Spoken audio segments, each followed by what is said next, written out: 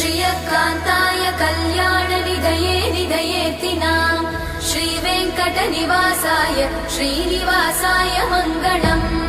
लक्ष्मी सविभ्रमालोकसुभ्रूविभ्रमचक्षुषे चक्षुषे सर्वलोकानां वेङ्कटेशाय मङ्गलम् श्रीवेङ्कटाद्रिशृङ्गाग्रमङ्गलाभरणाग्रये मङ्गलानां निवासाय श्रीनिवासाय मङ्गलम् सर्वावयव सौन्दर्य सम्पदा सर्वचेतसां सदा सम्मोहनायास्तु वेङ्कटेशाय मङ्गलम् नित्याय निरवध्याय सत्यानन्दचिदात्मने सर्वान्तरात्मने श्रीमद् वेङ्कटेशाय मङ्गलम् स्वतः सर्वविदे सर्वशक्तये सर्वशेषिणे सुलभाय सुशीलाय वेङ्कटेशाय मङ्गलम्।